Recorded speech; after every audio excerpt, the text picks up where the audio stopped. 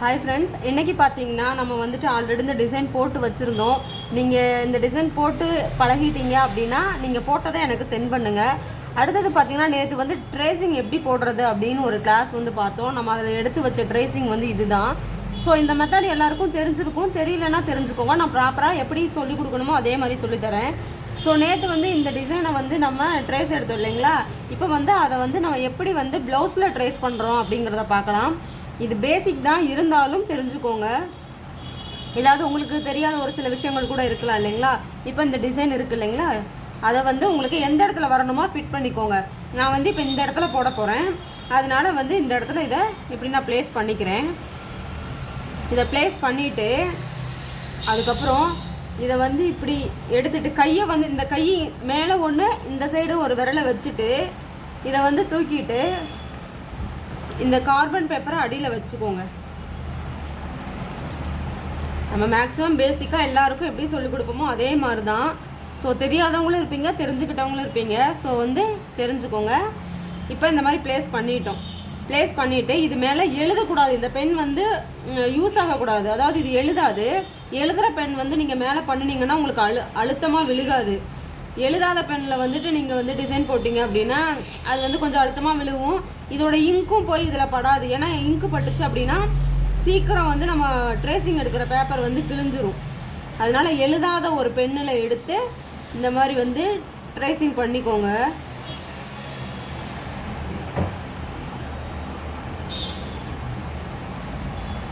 நம்ம எல்லா டிசைனுமே இப்படி தான் ட்ரேஸ் பண்ணுவோம். ட்ரேசிங் பண்ணுறதுல ப்ளவுஸில் எப்படி கொண்டு போகிறது அப்படின்னு இன்னொரு மெத்தடு இருக்குது. நான் உங்களுக்கு அதையும் சொல்லித்தரேன். இப்போ பார்த்தீங்கன்னா நம்ம ட்ரேசிங் வந்து எடுத்தாச்சு, அடியில் இருக்குது. ஓகேங்களா. இப்போ கார்பன் ஷீட் பற்றி பார்ப்போம். இது வந்து நார்மலாக ஸ்டேஷ்னரி கடையில் வந்து கிடைக்கிற கார்பன் ஷீட்டு தான். ஆனால் இதில் ஒரு விஷயம் இருக்குது. என்னன்னு பார்த்தீங்கன்னா இதில் வந்து கார்பன் ஷீட்டு 2 கலரில் கிடைக்கும். ஒன்று வந்து இந்த ப்ளூ கலர், ஒன்று இன்னொன்று பார்த்தீங்கன்னா எல்லோ கலர்.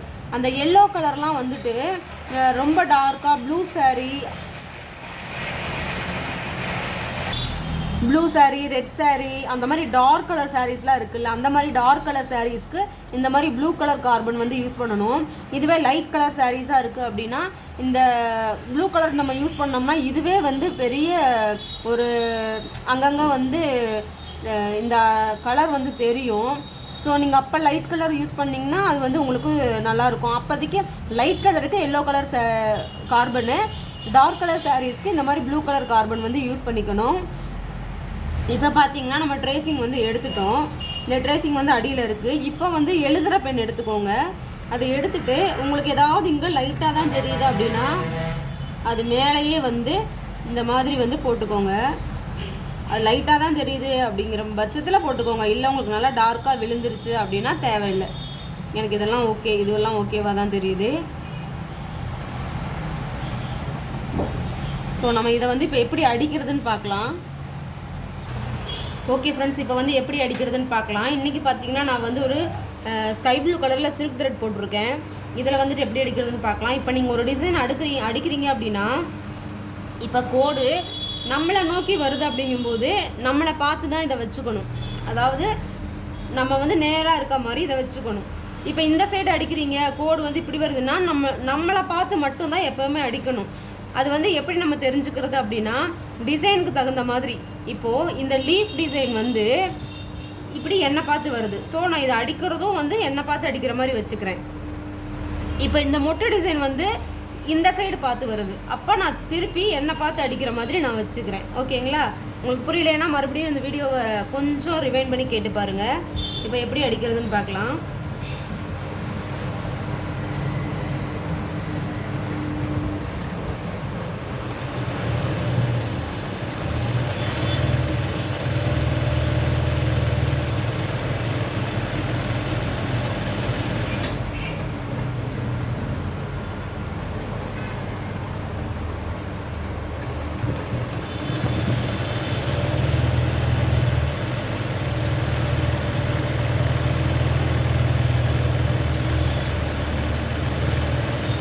இந்த இடத்துக்கு வந்தோன்னா ஒன்றில் கொண்டு வந்துடணும். அப்போ தான் வந்து உங்களுக்கு அந்த ஷார்ப்னஸ் வரும்.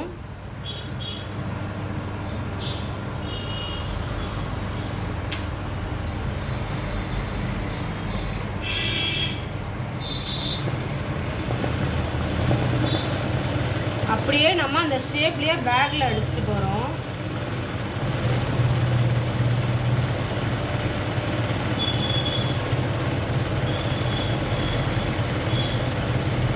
அந்த எட்ஜஸ் போகும்போது ஒன்றில் கொண்டு போய் நிறுத்திடணும். அடுத்தது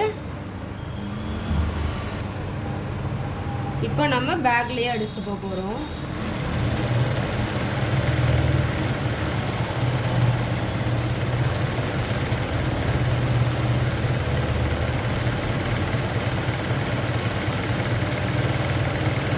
எப்போவுமே ஷார்ப்னஸ் போகும்போது ஒன்றில் போய் நிறுத்திடணும்.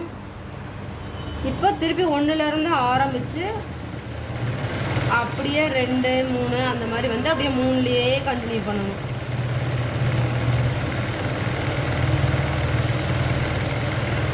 நீங்கள் எப்படி ட்ரா பண்ணியிருக்கீங்களோ அந்த ட்ராயிங் வந்து சென்டர் கோடு வர மாதிரி வச்சுக்கோங்க. அதை சுற்றியும் அந்த 2 சைடுமே வந்துட்டு இந்த இது வந்து ஃபில்லப் பண்ணுற மாதிரி வச்சுக்கோங்க. உங்களுக்கு அப்போ தான் வந்து அந்த கரெக்டாக தெரியும்.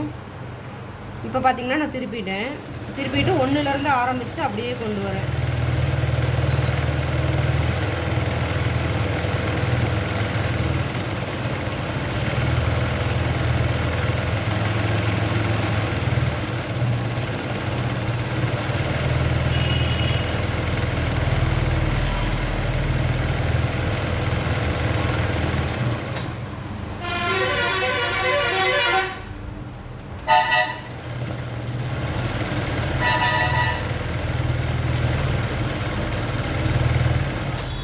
பார்த்துட்டிங்களா?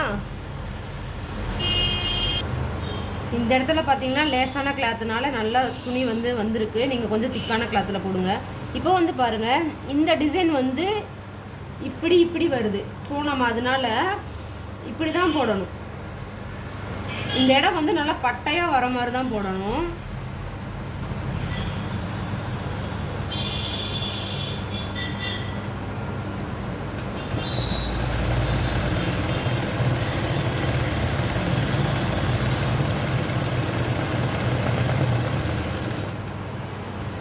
ஓகேங்களா?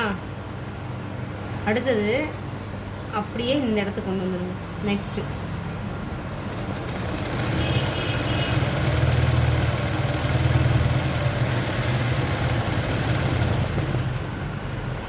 அப்புறம் அப்படி லைட்டாக டர்ன் பண்ணிக்கோங்க. லைட்டாக டர்ன் பண்ணிங்கன்னா உங்களுக்கு அந்த கோட்லேயே நேராக அடிக்கிற மாதிரி கொண்டு வந்துடலாம்.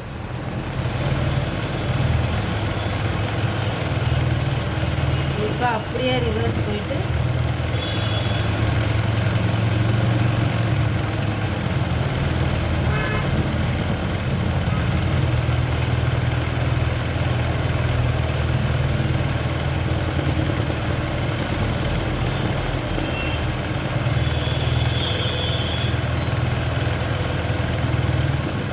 இப்போ இப்படி அடிச்சுட்டு லாஸ்ட்டில் வந்துட்டு இங்கேருந்து அப்படியே இப்படி ஸ்ட்ரைட்டாக போட்டுருங்க. அது மேலேயே போட்டுக்கலாம், ஒன்றும் ப்ராப்ளம் இல்லை.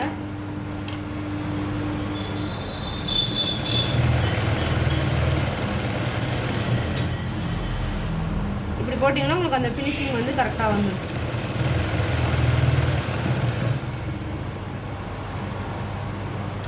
ஓகேங்களா? இப்போ போட்டாச்சு. இப்போ வந்து லாஸ்ட்டில் நம்ம என்ன பண்ணுவோம்னு பார்த்தீங்கன்னா, இதிலேருந்து நம்ம அங்கன்னு மாற்றி நகர்த்தணும் இல்லைங்களா? அதில் இருக்கிற த்ரெட்டு எல்லாத்தையுமே கட் பண்ணிக்கணும். அப்போ தான் அதனுடைய ஃபினிஷிங் வந்து தெரியும்.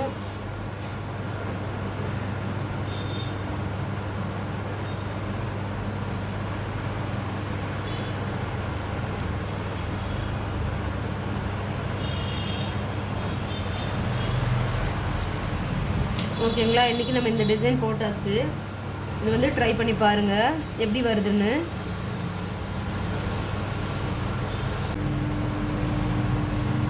அப்புறம் நம்ம இப்போ வந்து வாட்டர் ஃபில்லிங் எப்படி போடுறது அப்படின்னு பார்க்கலாம். இப்போ பார்த்தீங்கன்னா நான் நார்மலாக ஒரு கட்டை மாதிரி ஒன்று வரைஞ்சி வச்சுருக்கேன். அதில் வந்துட்டு 2ல் வந்து ஃபிட் பண்ணிக்கோங்க. 2ல் வந்து பாயிண்ட்டை செட் பண்ணிவிட்டு அந்த கட்டத்தை வந்து போடுங்க ஃபஸ்ட்டு.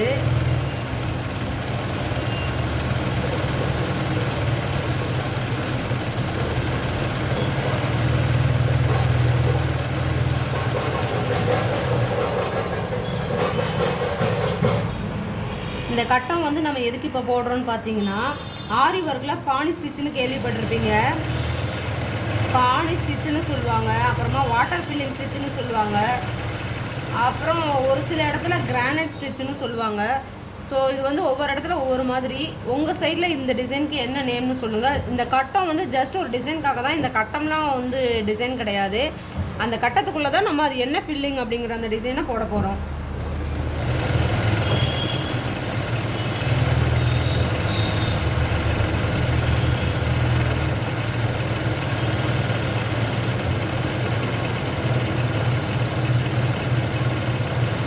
நான் இந்த கட்டத்தை ஏன் போடுறேன்னா, அந்த கட்டம் வந்து எப்படி வருது அக்யூரேட்டாக அப்படிங்கிறத நீங்கள் இப்போ இந்த அளவுக்கு போடணும். அப்போ தான் வந்து உங்களால் ப்ளவுஸ் வந்து ஈஸியாக போட முடியும். அதுக்காக தான் நான் அந்த கட்டத்தை போட்டு காமிக்கிறேன்.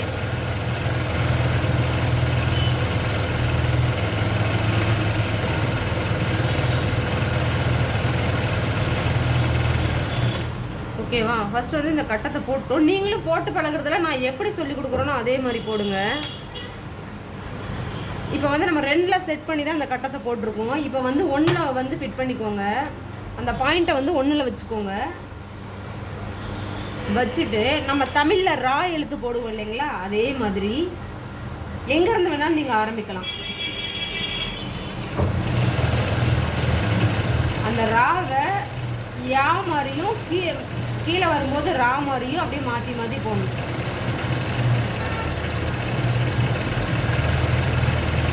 மேலேருந்து கீழே வரும்போது ரா மாதிரி தெரியும், கீழேருந்து போகும்போது அது யா மாதிரி தெரியும். அந்த மாதிரி வந்து போட்டுக்கோங்க.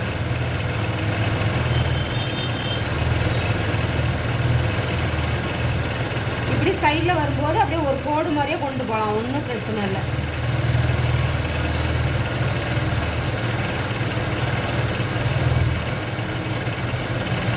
இப்போ வரும்போது கொஞ்சம் நம்மளுக்கு எந்த மாதிரி கை வாட்டம் வருதோ அந்த மாதிரி நீங்கள் கொண்டு போய்க்கலாம்.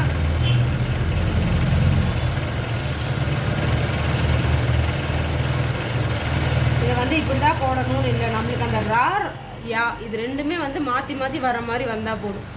நான் ஏன் த்ரெட்டு கட் ஆகிறதெல்லாம் போடுறேன் அப்படின்னா, நிறைய பேர் நினைக்கிறீங்க உங்கள் மிஷின் மட்டும்தான் வந்து த்ரெட்டெல்லாம் கட் ஆகிக்கிட்டு இருக்கு. ஆனால் இப்போ எம்ப்ராய்டரி சொல்லி கொடுக்குறவங்களும் அவங்க பாட்டுக்கு போட்டுருக்காங்க, அவங்களுக்கு த்ரெட்டெல்லாம் கட் ஆகிறதில்ல அப்படிங்கிற மாதிரி நினைப்பீங்க. அதனால தான் த்ரெட்டு கட் ஆகிறதையும் கட் பண்ணி போடாமல் எடிட் பண்ணி போடாமல் அப்படியே போடுறேன். இப்போ இதில் அப்படியே ஃபுல்லாக இருக்க மாதிரி வந்து போட்டுக்கோங்க.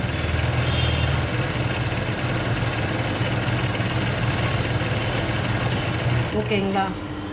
அவ்வளோதான். இது யாரும் இந்த ஒர்க்கிங்க்கெல்லாம் வந்து ரூல்ஸ் எல்லாம் போடல. இதை இப்படி தான் போடணும், அதை அப்படி தான் போடணும்லாம். எல்லாருமே அவங்கவுங்க எக்ஸ்பீரியன்ஸ் படி அவங்களுக்கு எப்படி தெரியுமோ அது மாதிரி தான் போட்டுக்கிறாங்க. பார்த்தீங்களா எப்படி இருக்குன்ட்டு? இந்த மாதிரியும் நீங்கள் இன்றைக்கி போட்டு பழகிருங்க.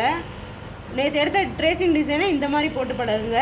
அப்புறமா இதையும் வந்து இன்றைக்கி போட்டு பழகி எனக்கு சென்ட் பண்ணுங்கள். ஓகேங்களா?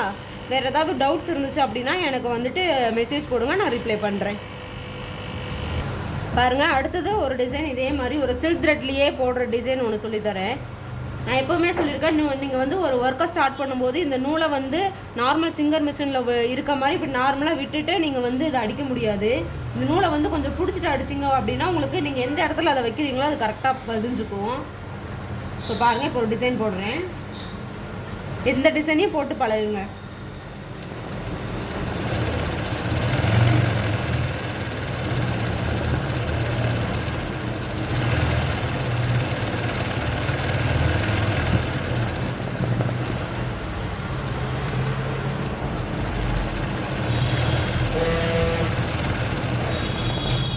இப்போ நேராக இருக்கிற மாதிரி நான் 3 போட்டேன்.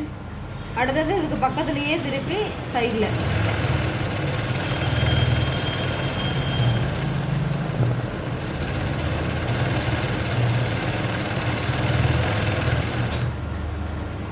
நம்ம எப்படி வேணாலும் போடலாம். நம்மளுக்கு வந்துட்டு அந்த ஃபினிஷிங் தான் வரணும், அவ்வளோதான்.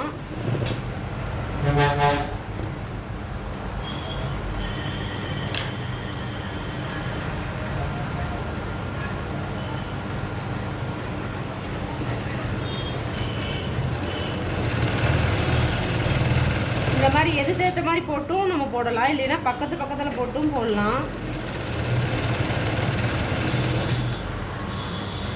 இந்த பெடல் ஃபங்க்ஷன் மட்டும் நீங்கள் தெரிஞ்சுக்கிட்டீங்க அப்படின்னா உங்களால் ஈஸியாக வந்து இதை போட முடியும்.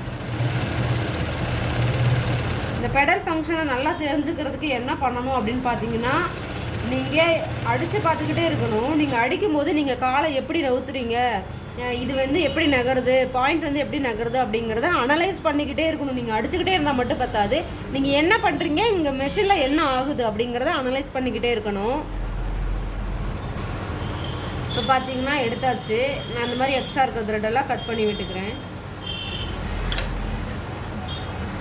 நம்ம இழுக்கும்போது இப்படி அடியிலையும் த்ரெட்டு வரும், அந்த த்ரெட்டையும் வந்து நம்ம கட் பண்ணிப்போம். பாருங்கள் நம்ம இன்றைக்கி என்ன போட்டிருக்கோம் அப்படின்னு சொல்லிட்டு. இன்றைக்கி வந்து இந்த ஸ்கை ப்ளூ கலரில் போட்ட 3மே வந்து நம்ம இன்றைக்கி போட்டது. ஸோ இதையும் போட்டு பழகிருங்க. இன்றைக்கி நான் ரொம்ப முக்கியமான ஸ்டிச்சஸ் எதுவோ அது மட்டும்தான் நான் சொல்லித்தரேன். ஏன்னா இதுதான் நம்மளுக்கு ரொம்ப முக்கியம். ஃபஸ்ட்டு வந்து நம்ம இதை ஈஸியாக கற்றுக்கணும், அதுக்கப்புறம் நம்ம மீதி இருக்க எல்லாமே கற்றுக்கலாம். Thank you friends. நெக்ஸ்ட்டு யூஸ்ஃபுல்லான வீடியோஸில் பார்க்கலாம்.